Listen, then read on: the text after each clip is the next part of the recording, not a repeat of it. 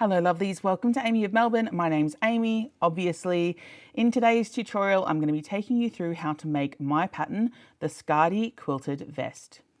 Today we are focusing solely on view A for this pattern. View B is in the next video. View A has a centre front closure and a V neckline. Remember to go to my website or to my Etsy shop so that you can get a copy of the Skadi Vest pattern for yourself. Aside from the two views, the Skadi comes with sizes 6 to 38 and also 3 different chest sizing options. If you need to skip ahead, there are chapters on this video so that you can get to the part you need.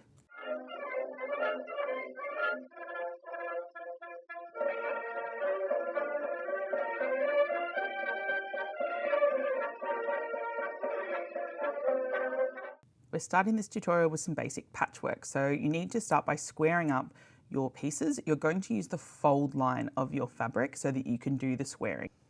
Once you've squared up one edge to the fold line, then you can flip your work over and you can start cutting strips so that you can then cut out your actual size pieces. My pieces are 3.5 inches wide, and they're going to be 3.5 inches tall because I'm doing squares. You could of course make any size shapes that you want for your patchwork, but this is just an easy one to start with if you've never tried patchworking before. I'm going to work through all of my fabric, trying to get as many strips as I need, and then I'm going to cut them down to their square size. I'm going to line my fabric up with my ruler so that it is absolutely in line with all of those lines on my quilting ruler. I'm going to make sure that I square off the end so that it is perfect as well. And then I'm going to flip my work over so that my quilting ruler is always in my non-dominant hand and my rotary cutter is always in my dominant hand. I'm going to work my way across the fabric. Because this is a tutorial, I'm only doing one layer of fabric at a time, but you can actually do more than one layer of fabric at a time if you choose to. And of course you can do any size or shape you want, as long as it tessellates. And tessellates means that it's going to all fit together in a way that leaves no gaps. If you're new to quilting, I actually have a couple of other beginner quilting videos to give you more information, and they are linked down below in the description as well as on the screen.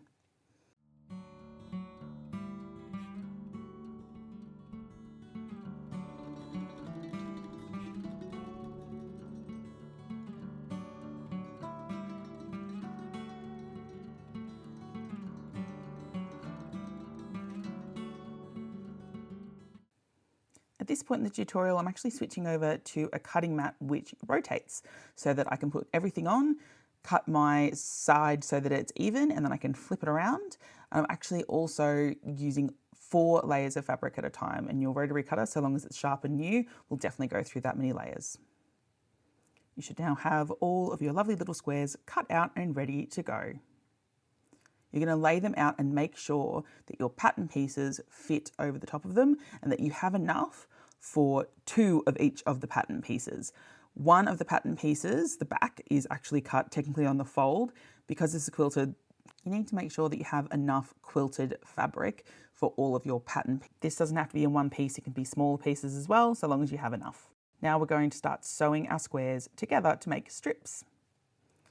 You're simply going to line up the edges along one side of 2 of your pieces, and you're going to stitch them across at 1/4 inch. You don't need to backstitch. Unlike with garment sewing where you backstitch everything, you don't need to here. You're just going to lay them on top of each other, and you're going to just keep working across, stitching them together until you have a long strip of all of these pieces sewn together. And if you make a mistake like I just did, it's really easy to unpick them because there's no backstitching. The reason we don't need to backstitch is because when you make these strips turn together into those big blocks, then they're actually going to intersect and they won't fall apart. As you can see, they become really small once you start including that seam allowance. So when you're making sure your pattern pieces fit, you really have to over calculate how much you need. We now need to iron out our seam allowance. For this project, I'm going to separate my seam allowance, so I'm going to iron it out flat to either side, but you can also choose to iron it over to just the dark side, whichever one works for your project. Now we have our strips ready, we can start adding our strips together. You want to lay them together and you want to try and match up the seams for each of those patches as well as you can. It's not going to be perfect, and that's totally fine. They don't have to be, but you're trying to line up the points of your seam lines across each of the patchworks. Once you finish stitching your strips into blocks, then you need to again iron out those seam allowances flat, either to one side or between, and then you're ready to start on the next part. So that's our patchworking section finished.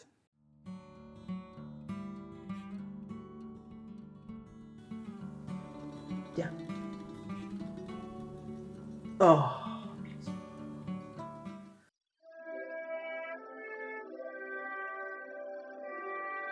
Before we begin sticking our quilting layers together, you need to make sure that you iron everything really well so they're super flat and everything is perfect. Quilts have 3 layers. They have our topper, which is this part here. They have a backing, which is the other fabric, and then they have the wadding that goes in between those. Cut your backing and your wadding imperfectly larger than your topper. I've tried to make mine look slightly more perfect here, unnecessarily, because I want it to be all professional because this is a video, but you don't need to. So long as they are bigger than the topper, not to a point of discomfort, but bigger than the topper, then you're actually fine. That's all you need to do so that you can then quilt all of your layers together. So once you have your wadding, your topper, and your backing ready to go, you can start basting them together. You can use pins like these, or you can use spray like I like to use. You're going to start by putting actually your wadding down first. I did this the other way because I thought it looked pretty, but it's annoying. And then you're going to spray it with the spray adhesive. The spray adhesive is temporary until it's washed, but actually holds really well. And then you're going to place your wadding and your topper together and you're going to smooth it out. If you put your topper onto your wadding, it is easier and you don't have to smooth it as much as I am here. Then you're going to repeat that same process with your backing. So wadding side up, put your backing on top. Make sure that they go the right way around because obviously this vest is reversible. And then you're going to spray one side, flatten it, and then spray the other side.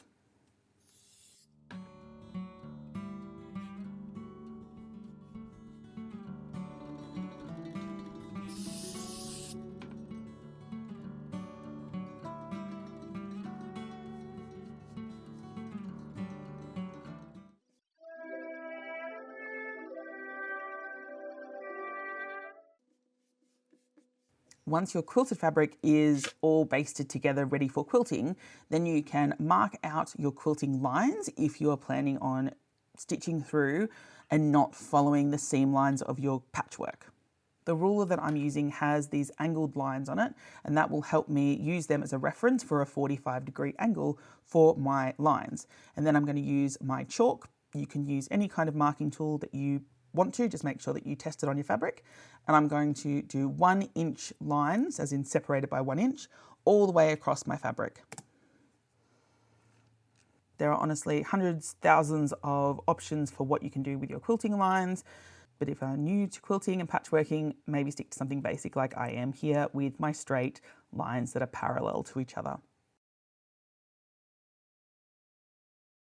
To complete your quilting stitches, you can do it by hand, you can use a free motion quilting foot, or you can use a walking foot like I'm doing today. You're simply going to change out the actual foot itself in your machine with your walking foot, and you're going to attach that in just using the screw. And then you're just going to follow the lines that you've already marked onto your fabric, trying to keep as straight as you can. You can also do what's called stitching in the ditch, which is where you literally just follow the stitch lines of your patchwork on the top. I think this looks lovely, but you have to be very accurate with it because it's obvious when you're off, whereas with these ones, it's not quite as obvious when you haven't been perfect.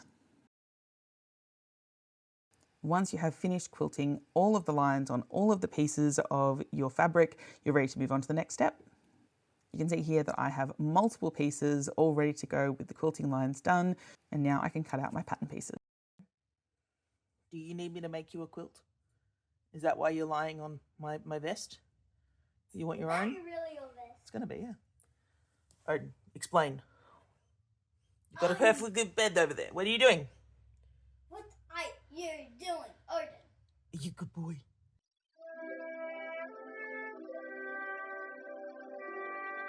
The Skadi is a digital pattern. It has options for full-size printout, for a projector, or like this, you can use your at-home printer to print out tiles and then stick them together. You simply need to match up the diamonds in the middle of each page and make sure that you still have an overlap on one side so that you can actually stick the pieces of paper together. I use a combination of glue and sticky tape, but Do it how you will. Once you've put all your pieces together, you can cut them out so that you actually have your pattern ready to go so that you can make your vest. View A has a front piece that needs to be cut out mirrored, a center side piece which needs to be cut out mirrored, and a back piece that needs to be cut out on the fold or marked up to be cut out double. When working with quilted fabric, I prefer to use my rotary cutter and some pattern weights, lay everything down, and then I can just cut around it. You can use scissors, of course, but I just find this method easier. You don't have to worry about your pins all getting bent and broken trying to put them through that much fabric. To cut out mirrored pattern pieces, you can stack your fabric one on top of the other, or you can just flip your pattern piece so that you no longer can see the writing or the markups on it, and then you're able to make sure that you have cut out one on one side and one the other way around. You're going to follow the same steps for the side piece, which is also mirrored, and then for the back you have one on one side and then the other side, and they're not two separate pieces. So you can either mark this up so that you have double, or you can do one side cut out and then flip your piece of paper and do the other side right next to it. Marking it up first is more accurate though.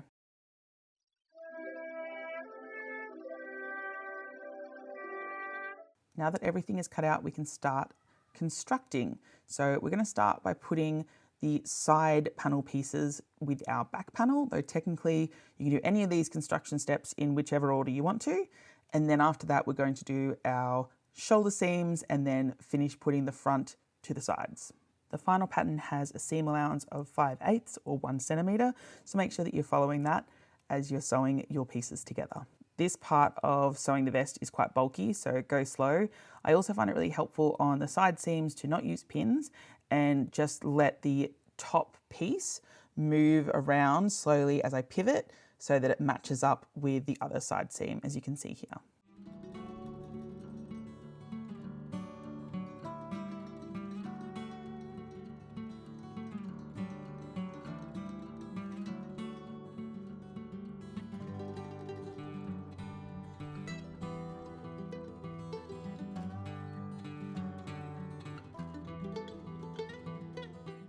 Those seams complete means that the vest is actually constructed at this point, and all we need to do now is cover all of those raw seams.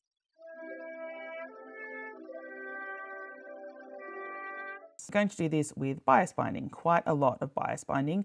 I have two different methods to show you for how to do that bias binding. You can use pre-made bias binding, which is folded to the center, or you can use a quilter's version of a bias binding, which is folded in half. Both are still cut on the bias, and they're going to cover over the raw seams of your actual seams, as well as all the outsides of the vest. This is the thing that actually makes the vest reversible. Bias binding is made using strips of fabric that are cut on the bias or the diagonal grain of the fabric. So all I do is I fold my fabric in half, but in a triangle, and then I just cut straight strips from that, and I find that the easiest way to make my bias binding. I use the fold at the very bottom so that everything is lined up straight, and then I just cut. The Skadi vest uses a lot of binding, so it's really important that you overestimate how much you're going to actually need to cut of your strips so that you will definitely have enough for the entire vest. Your binding can be anywhere from 2 inches to 2.5 inches or even larger. My preference is 2.5 inches wide.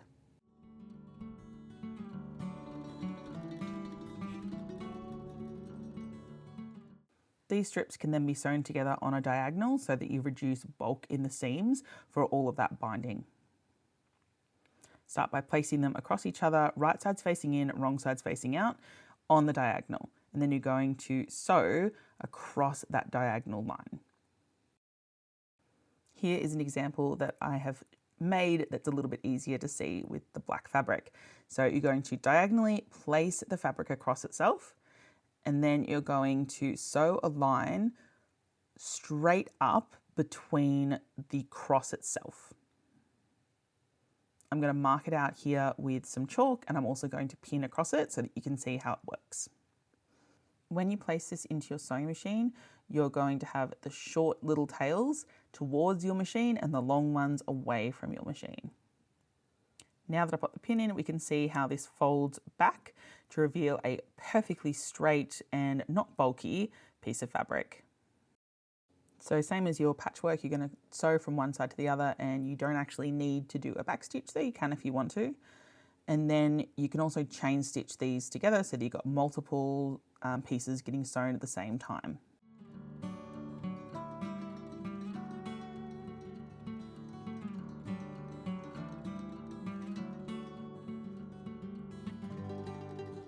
You can see now that it's sewn together, it makes this lovely strip that doesn't have much bulk to it when you add it to your project. What are we going to do about these little flappy tails, you ask? Well, pretty simple. We're actually going to chop them off. Make sure that you don't have any extra bits of thread, and then you're just going to get your scissors and you're going to cut off those extra tails, leaving about 1/4 of an inch to 5/8 of an inch, centimetre-ish, of seam allowance so that your project doesn't come undone. You also need to make sure that you take off the little triangles that are left behind so that everything is straight and smooth once you open it back up. Now we need to press the seam allowance. You can either do it to one side or the other, or you can open it up flat like I'm about to do. And then you also need to iron your binding in half. So this section is for your quilter's version of binding, which is also called double fold binding or French fold binding. And this is just where you fold it in half, and then that's it. It's all ready to go. So now we're going to cover the internal construction seams. We're going to pin or place strips of our binding against the raw edge of our seam allowance, and you're going to sew that down to itself and to your vest. Raw edges of your binding should be against, butted up to your seam allowance, but not covering it yet. Using 1/4 of an inch seam allowance, you're going to stitch that binding straight down next to the seam allowance. This stitching will actually be seen from the right side or the main side of your vest, so it's important that you keep it pretty straight. And you're just going to try and work your way around those curves. Don't pull your binding to match. You don't want to stretch it. You want to instead keep it pretty loose, and if anything, have more fabric there than less.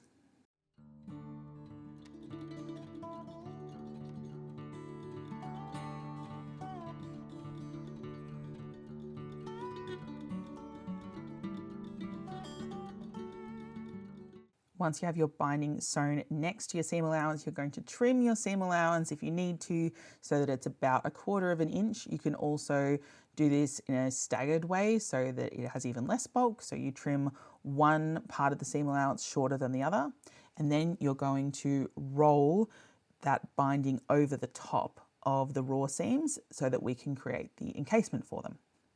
You need to do this for the shoulder seams as well as all of the side seams.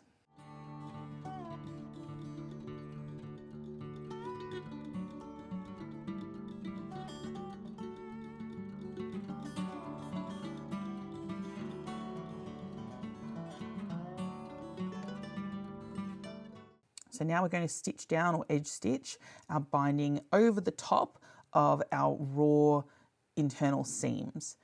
This isn't incredibly hard, but you do have to go slow to make sure that everything stays as flat as possible. And it's up to you how far across you want your edge stitching to be, if you want to go with more of a top stitch or an edge stitch. Again, not complicated, but it's important to go nice and slow so that you don't have too much puckering. You might get some. It is what it is. Once it's attached, then you can simply trim off any of the excess. You can also make sure that all of your actual vest pieces are trimmed to the right size. They all match up. Sometimes with the quilting process, some things get a little misaligned, but that's okay. We're just going to trim them so they're all even and make sure that we've trimmed all of those binding pieces so that they're even with the side seams as well.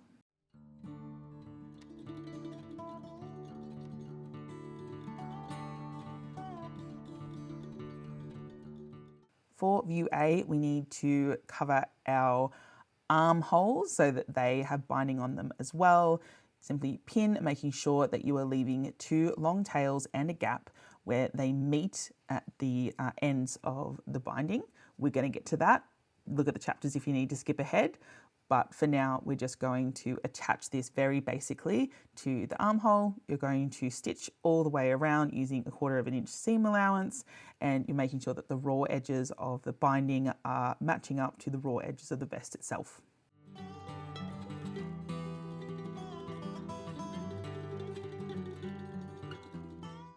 Now that the fabric for our armholes is done, we're going to move on to doing the whole outside of the vest. Again, the way that you close up that gap of fabric, which we're about to leave here as well, I'm going to show you at the end of the tutorial, so I only have to do it once. It's not too hard, but if you need to skip ahead to look at it, you can. Otherwise, we're just going to keep going from here. Make sure that you have enough fabric to do the little corner turn. You don't want to stretch it around. You want to actually have a nice pointy corner there. So we're going to do that.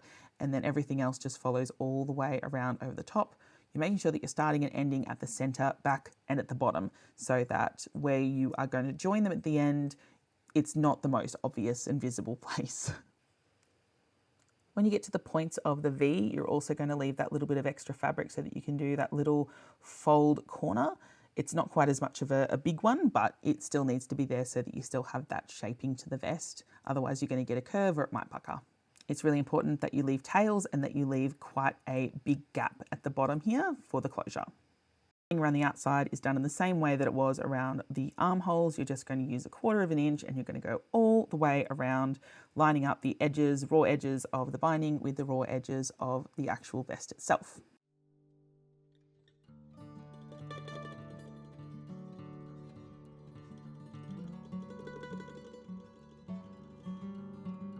We've just gotten to a corner and I'm going to show it to you here, but I'm going to go through it in longer and better detail later in the video, so check the chapters so that you know where you're going.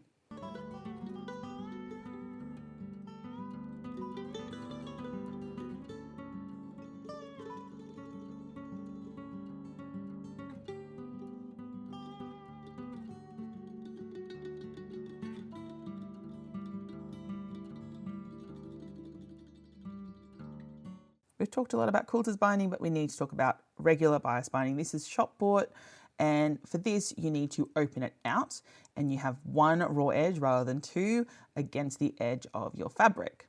You're then going to stitch the same distance, same 1/4 inch all the way around. You can do a little bit more if you'd like to, so that it's in that ditch of the fold.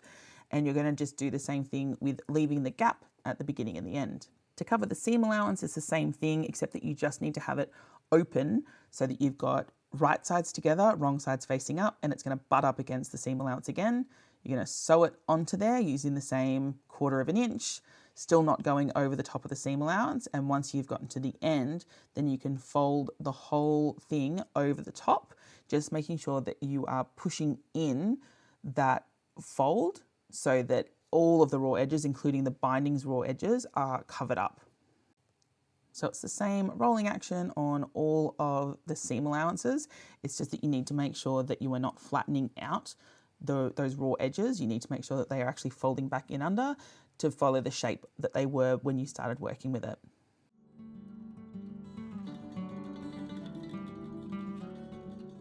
If you're choosing to include the optional ties, make sure that you put them in place and even base them down before you put your binding on so that they're in the right place on the wrong side of your vest.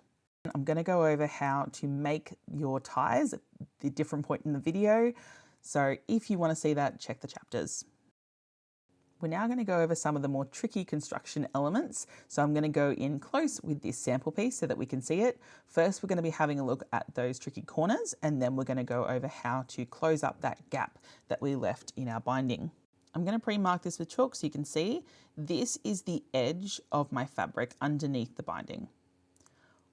1/4 inch or 1 centimetre up from there is where I'm going to stop sewing. That's where my needle is going to stop. And then I'm going to pivot and I'm going to sew diagonally to the very end corner of my fabric. So you can see that little zigzag there. So that's where I'm going to stop. That's where I'm going to continue on to the corner, and that's the edge of the fabric. So let's do that. So I'm going to stitch all the way down till I get absolutely to that point. Once I'm at that 1/4 of an inch away from the edge, I'm going to stop. I'm going to lift up my presser foot but leave my needle in and pivot so that I am stitching out to the very corner of my piece. I'm going to put my presser foot down and then I'm going to stitch to the very end, if not off. You can choose to cut your thread at that point, which I will do, or you can actually just leave tails on there and cut them later. I now need to actually take my fabric, my work, out from underneath that presser foot because we need to do a special little fold. So you can see where I've stitched diagonally all the way to the corner, approximately, and where I should have stopped. So now I'm going to fold this up so that that end line that I marked is even with the previous edge. I know it's a bit weird, but it's going to create this little triangle of fabric underneath itself. And this will help us create that lovely little corner. So you can see how you fold it up. It's just making sure that that folded edge there is absolutely in line with the corner, with the previous edge, sorry. And it should be flat at the corner, which can be the tricky part. Sometimes it wants to sort of bubble up. It shouldn't be. It should be absolutely flat at that corner part. You're then going to place this back in under your presser foot, but around the other way so that you are going from the corner back in on the diagonal of your work. And you need to make sure that you're stitching right next to that fold that you can't see. Not that you can see anything because of my hand, but you need to follow the line right next to it, but not over the top of it. I know, it's really tricky. It's fine. You just need to practice it. So right on the edge, you're going to put your presser foot down. Hello, great camera angles, Amy. Presser foot down right in the corner there. And you can see that that's where the fold is. And I'm going to stitch just along next to that fold.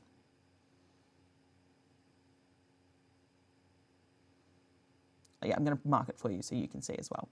So I'm going to stitch in so that I'm at that 1/4 inch mark in on the diagonal, and then I'm going to stop again, lift up my presser foot and pivot, just as I did when I did the other side, but this time we're coming in, and it should mean that there are 2 lines of stitching just next to that fold so that it is a really lovely corner point. So stop, lift up my presser foot and pivot again. At this point, I'm just going to make sure that my binding is absolutely lined up with the edge of my quilted piece, and then I can continue on all the way around this side using that same 1/4 inch seam allowance. Now I'm going to take this little corner piece out of the machine so that you can see the details, hopefully, if I can get the camera to do what I want it to do.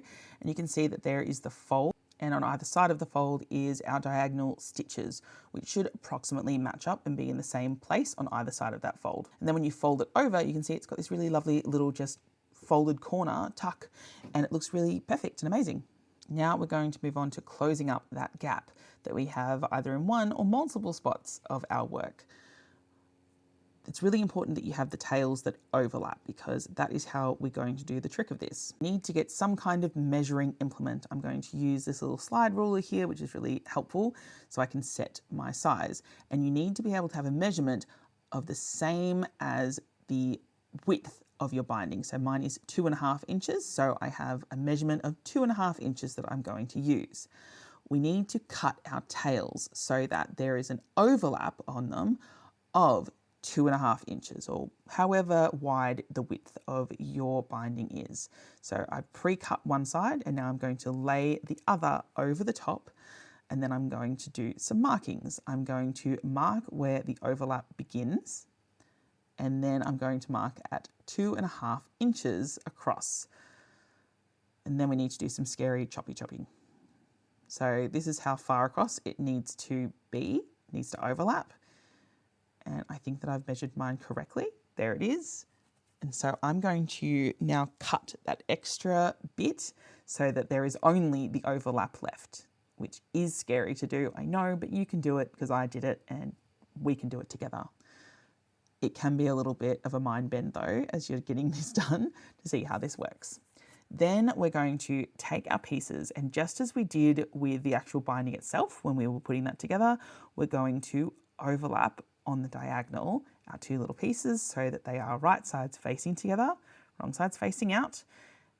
And we're going to stitch across on the diagonal so that we have a bias stitch, and it creates this lovely binding where you can't tell where it begins and ends. I know that seems really scary, and to be honest, it's quite hard to get it into the machine because you have to sort of scrunch up the fabric underneath your quilted fabric, but you can do it. So we're going to run a line of stitching just across here from point to point across the diagonal. So going back to our project, it's going to look like this, and we're going to put it under the machine at the diagonal so that our work is on the left and our little points are on the right, and we're going to just stitch straight across, as straight as we can over that diagonal. It's critical that you do this slowly and you keep making sure that your binding is flattening as you go, and you're going to need to keep moving and bunching your vest as you keep moving around.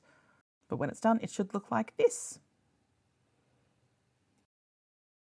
This works pretty much the same for single bias binding. I will say though, it is more likely to stretch and warp as you stitch it for the regular bias binding, but you're still going to stitch across on that diagonal with the right sides facing together so that you have this seamless finish to it. And it should look like this when you finish that, and it should open out so that it fits perfectly or near perfectly over the top of your work. The next step for both types of binding is to trim away the excess so that you still have that 1/4 of an inch like you did for your regular binding when you're putting that together. And then you're simply going to finish stitching down that section the same as you did all the other parts of the binding across the entire vest. So however wide you made your stitches, you're just going to continue that so that the bottom, that little gap, is now covered over.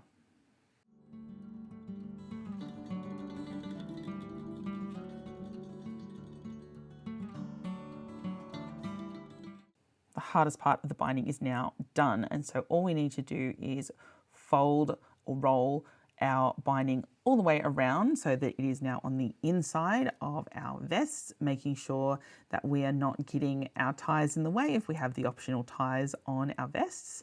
And then we can take it back over to the sewing machine if we want to finish it, or if you're like me and you love hand sewing, we're actually going to hand sew down the other side of our binding. If you're using bias binding, make sure that you are rolling the raw edge of the bias binding in underneath itself so that everything is covered up. To roll the corners over correctly, you're just going to push them over to the other side, and then you're going to flip your work. So we're looking at the wrong sides. You're going to flatten and one side, and then you're going to do the other side, and it creates this lovely mitered fold on that side, and the point of that should meet up so that it creates a perfect miter.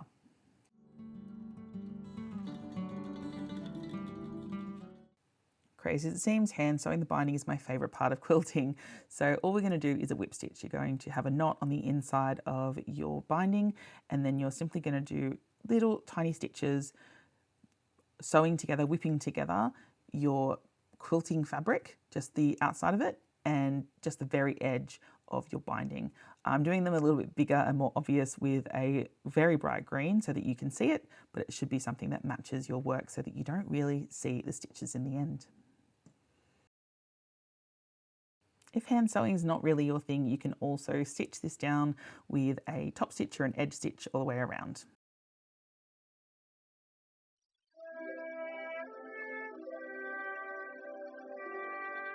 Now I'm going to show you how to make the optional ties. Make sure that you iron your pieces flat. These do not have to be on the bias, unlike the other strips. But if you have excess bias strips, you can definitely use them. First thing you're going to do is fold them in half and iron them. Then you're going to fold your edges, your long edges, into the center and press them into place as well. So both sides, both long edges should be into the center, and there should be a line down the middle.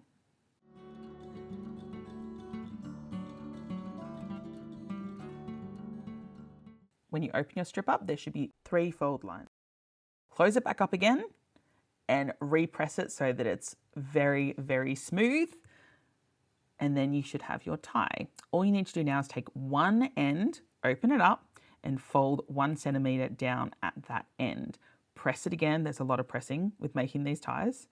And then you're going to fold all of your previous 3 folds back in again and repress them into place.